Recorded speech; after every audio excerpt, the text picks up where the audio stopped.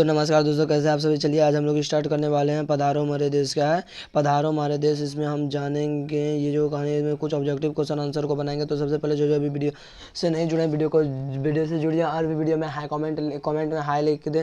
ठीक है, चलिए सबसे पहले हम स्टार्ट करते हैं। पधारो हमारे देश पार्ट के लेखक कौन थे? तो पधारो हमारे देश पार्ट के लेखक आप जान रहे होंगे कि कौन है। पधारो हमारे देश के लेखक कौन है, जल्दी आप बताइए। पधारो हमारे देश पार्ट के लेखक कौन है? तो ऑप्शन नंबर बी जो है आपका अनुपम मिश्र, वही है पधारो हमारे देश के लेखक। ठीक है, अनुपम मिश्र का जन्म कब हुआ? तो जल्दी बता दीजिए, आपका यहाँ परीक्षा ही चल रहा है एक रूप से। ठीक है, चलिए तो बताइए जल्दी कि अनुपम मिश्र का जन्म कब हुआ था। ठीक है, तो 1948 ईस्वी में आपका सही उत्तर है। तो बताइए आप कितने सही बता रहे हैं। ठीक है, आप कमेंट में लिखकर बताइए कि आप कितने सही बताए हैं। उनके प्रारंभिक वर्ष कहाँ पर बीता? तो उनका प्रारंभिक वर्ष जल्दी बताइए कहाँ पर बीता। तीसरा नंबर क्वेश्चन है, उनका प्रारंभिक वर्ष कहाँ पर बीता? तो रायपुर छत्तीसगढ़ में बीता था। ठीक है, ऑप्शन नंबर बी इसका सही उत्तर है। उनकी प्रारंभिक शिक्षा कहाँ हुई थी? तो इनकी प्रारंभिक शिक्षा जो है हैदराबाद मुंबई में हुआ। ठीक है, ऑप्शन नंबर ए इसका सही उत्तर है। इसके प्रारंभिक शिक्षा जो है कहाँ हुआ? हैदराबाद में हुआ। इनकी प्रारंभिक शिक्षा कहाँ पर हुई? हैदराबाद में। ऑप्शन नंबर ए इसका सही उत्तर है। ठीक है, चलिए लगता है उन्होंने संस्कृत में एमए कहाँ से किया? तो संस्कृत में एमए उन्होंने दिल्ली से किया। ठीक है, चलिए अगले।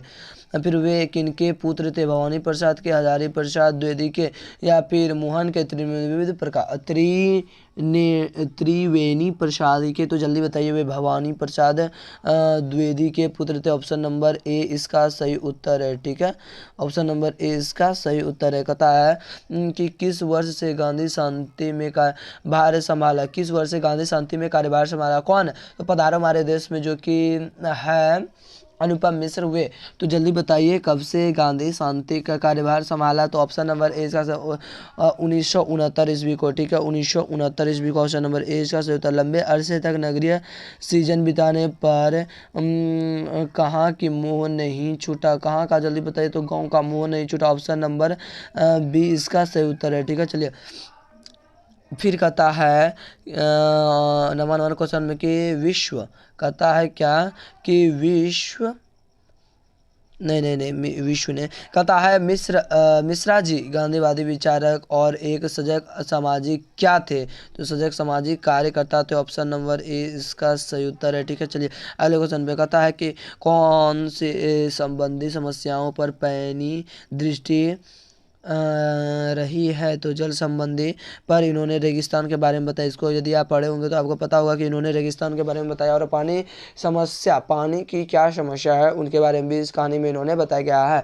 किस कहानी में? तो पधारो हमारे देश में। ठीक है, तो चलिए अगले क्वेश्चन में आता है कि उन्होंने कौन सी समस्या पर विशेष ध्यान दिया? तो उन्होंने पानी की समस्या पर विशेष ध्यान दिया। ऑप्शन नंबर बी इसका सही उत्तर हो जाता है। ठीक है, चलिए मिश्र जी के बोलचाल की भाषा है सरल और सजग। ऑप्शन नंबर ए इसका सही उत्तर है। ठीक है, चलिए अगले। उनके रचना में कौन से शब्द खूब बोलते हैं? तो आंचलिक। ऑप्शन नंबर ए इसके भी सही लगता है, सब ऑप्शन नंबर ए ही है। कहता है फिर उनके कौन सी रचनाएं हैं आज भी खड़े हैं? राजस्थान की रात या फिर हमारा पर्यावरण?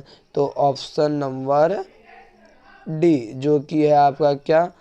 उपर्युक्त सभी। ठीक है, उपर्युक्त सभी इसका सही उत्तर होगा। ठीक है, चलिए अगले क्वेश्चन में आते हैं। कहता है 15 नंबर क्वेश्चन में कि मनुष्य को जीने के लिए सबसे बड़ी नेमत क्या है, यानी कि सबसे बड़ी आवश्यकता की वस्तु क्या है? तो उनका जल है। आने वाले दिन में किस संकट के लिए हाहाकारी होगा? तो जल के लिए। ठीक है, चलिए कौन सा शहर जल संकट का सबसे अच्छा उदाहरण है? तो राजस्थान। ठीक है, चलिए कौन सा शहर प्राकृतिक से मिलने वाले कम पानी के लिए रोना नहीं रोया? तो पंजाब एक ऐसा जगह है, इन्होंने कभी रोना नहीं रोया।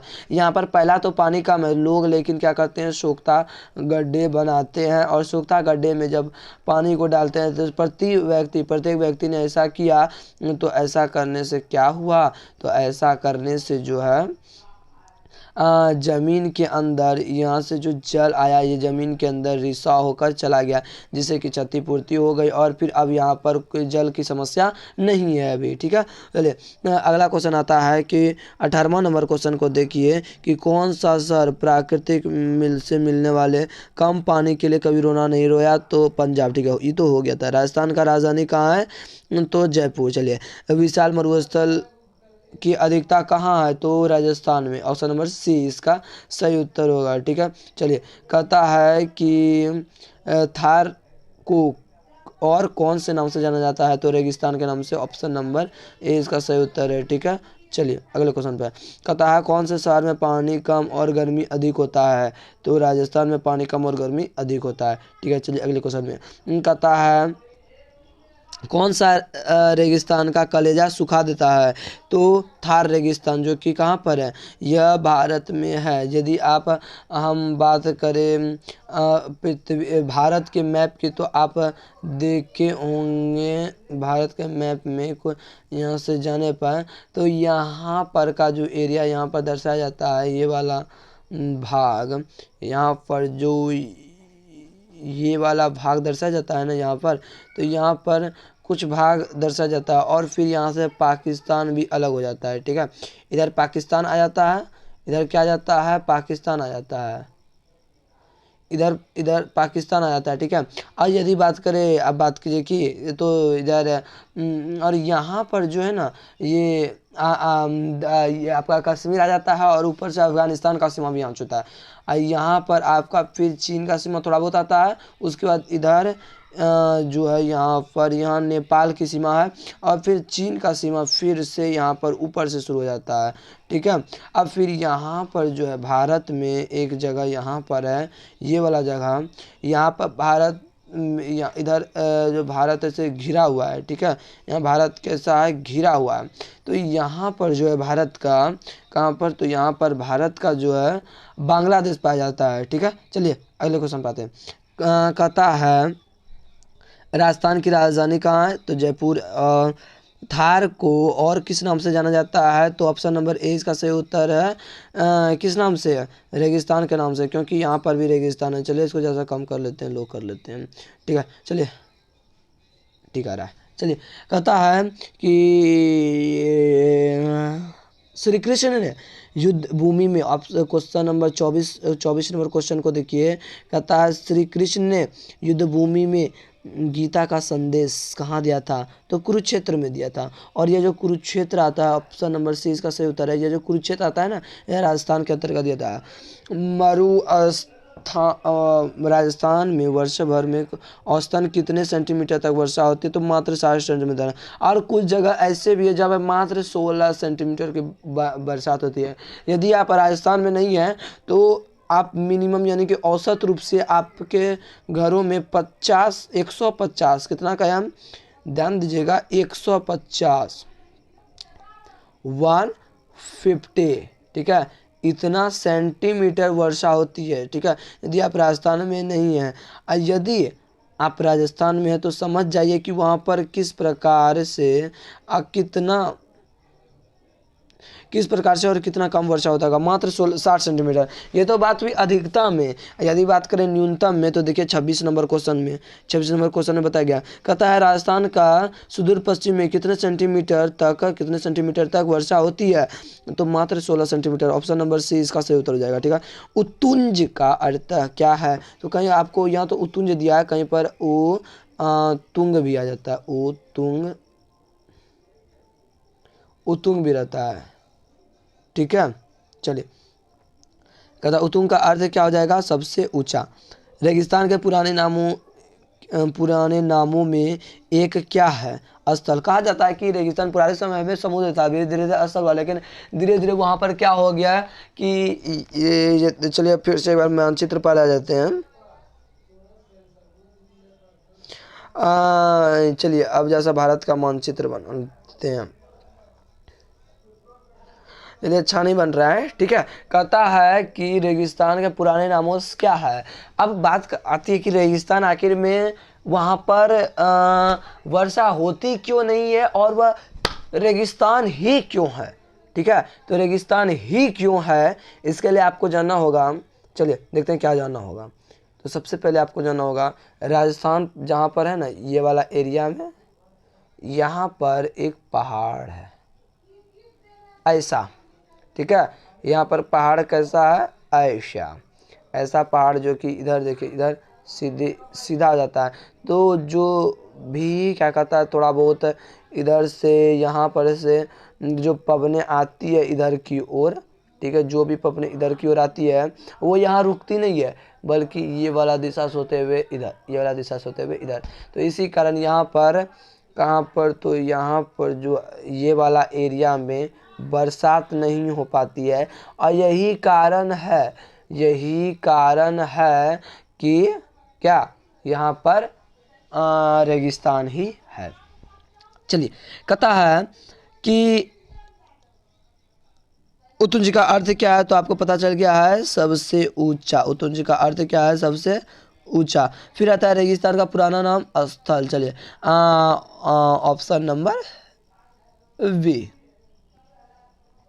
राजस्थान की धरती पर पहले क्या था, जल्दी बता दीजिए। राजस्थान की धरती पर पहले क्या था, तो चारों ओर समुद्र ही समुद्र था। ठीक है, चलिए अगले क्वेश्चन पे आते हैं।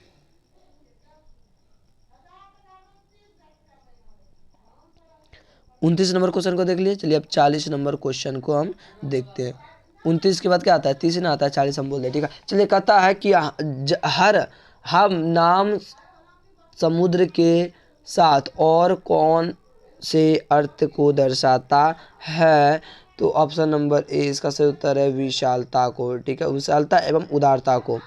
राजस्थान में वेजा शब्द का अर्थ क्या है, तो राजस्थान में रचना भी है। राजस्थान में वेजा शब्द का अर्थ क्या है, जल्दी बताइए। तो इसका अर्थ जो है रचना भी है, उपाय भी है, युक्ति भी है। तो इसके लिए ऑप्शन नंबर डी इसका सही उत्तर है उपरोक्त सभी। नाथक जी कहा कर किसे पुकारा जाता है, तो श्री कृष्ण जी को। ऑप्शन नंबर 20 का सही उत्तर है। अतः राजस्थान में त्रिकुट पर्वत कहाँ है, जैसलमेर में। राजस्थान की राजधानी रायपुर कि जयपुर, आप कमेंट में लिखकर बताइए। ठीक है, जैसलमेर में त्रिकुट पर्वत है। राजस्थान प्रदेश में कौन सी समस्या अनादि समस्या के रूप में है, तो जल का अभाव। राजस्थान में जल का अभाव है, ये एकदम याद कर लीजिएगा, राजस्थान में जल का अभाव के चलते। डिंगल क्या है, तो डिंगल एक नदी का नाम है, कि भाषा का नाम है, कि एक पर्वत का नाम है, कि एक छंद का नाम है। तो ऑप्शन नंबर सी इसका सही उत्तर हो जाता है एक भाषा का नाम है। हाकड़ो शब्द का अर्थ किससे जुड़ा है, तो हाकड़ो शब्द का अर्थ अग्नि से, कि वायु से, पृथ्वी से, या फिर आपका समुद्र से। तो ऑप्शन नंबर डी इसका सही उत्तर है समुद्र से। ठीक है, चलिए, राजस्थान में क्या प्रमुखता से उपलब्ध है, विशाल पर्वतीय अंचल, विशाल वनांचल, विशाल मरुस्थल। अरे साला, ऑप्शन नंबर ए ही सही है, विशाल मरुस्थल। इनमें से कहाँ वर्षा की अधिकता है, दिल्ली में, चेरापूंजी में, बीकानेर में, या फिर नागपुर में, तो चेरापूंजी में। ठीक है, चलिए, अब का ये कि यहाँ पर विशेषता क्यों है, तो चलिए फिर से भारत के नक्शा पर आ जाते हैं।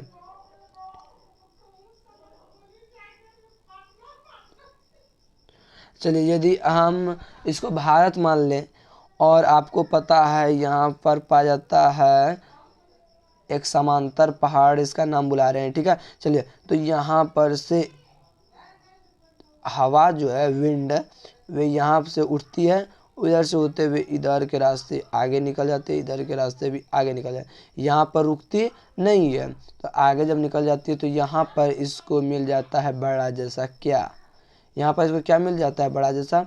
यहाँ पर इसको मिल जाता है आपका क्या, हिमालय पर्वत। ठीक है, तो हिमालय पर्वत जो यहाँ पर मिल जाता है, तो इसके कारण ये जो इधर से हवा जा रही होती है, ये यहाँ पर रुक जाती है, ये यहाँ पर क्या हो जाती है, रुक जाती है। और यहाँ पर रुक जाती है तो पूरे एक वायु पूरा यहाँ पर भर जाती है, जिसके कारण कि यहाँ पर वर्षा होती है। और यही वर्षा का जगह क्या कहें हम, यही वर्षा का जगह जो है ना, चेरापूंजी कहलाता है। और यहीं पर क्या है, यहीं वाला पर चेरापूंजी है। ठीक है, चलिए अगले क्वेश्चन में आते हैं हम।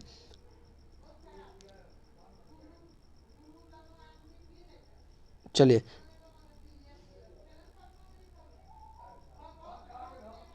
उपाय ये सब पढ़ लिए हैं। राम जी, श्री कृष्ण जी, राजस्थान, त्रिकुट पर्वत ये भी पढ़े। 34 नंबर भी देख लिए हैं। डिंगल, हाँ डिंगल क्या है? एक भाषा का नाम है। ऑप्शन नंबर सी इसका सही उत्तर है। हाकड़ू शब्द का अर्थ किससे जुड़ा है? तो हाकड़ू शब्द का अर्थ समुद्र से जुड़ा है। अरे ये सब तो देख लिए, हमको लग रहा है हाकड़ू शब्द का अर्थ समुद्र से जुड़ा है। ऑप्शन नंबर डी सही है। राजस्थान की विशालता क्या राजस्थान में विशाल मरुस्थल, ठीक है। राजस्थान के किस देवता के मरुस्थल कहकर पुकारा है? राजस्थान में किस देवता को मरुनायक जी के नाम से पुकारा जाता है? तो जल्दी बताए। श्री कृष्ण को, ठीक है, श्री कृष्ण को। सिंधु शब्द किस भाषा का शब्द है? सिंधु शब्द किस भाषा का शब्द है? तो आपका ऑप्शन नंबर बी सही है, संस्कृत। कहता है निम्नांकित में कौन सा पाठ फीचर विधा के अंतर्गत आता है? जल्दी बताइए। तो पधारो मारे देश। कौन पधारो मारे देश? ऑप्शन नंबर सी इसका सही है। किस रेगिस्तान का वर्णन कलेजा सुखा देता है? तो ये तो आप पढ़ लिए, थार रेगिस्तान का वर्णन, ठीक है। त्रिकुट पर्वत कहाँ पर है? तो जैसलमेर के पास। ऑप्शन नंबर ए सही है। आपसे एक क्वेश्चन है होमवर्क के रूप में, आपको अगले वीडियो में हम बता देंगे। कहना है कि राजस्थान में कहाँ पर हम कर रहे हैं, ध्यान से सुनिएगा। राजस्थान में, राजस्थान में श्री कृष्ण को किस नाम से जाना जाता है? ठीक है, किस नाम से जाना जाता है, इसका आप उत्तर दीजिएगा कमेंट में। तो आज के लिए बस इतना रहने दें। Thank you.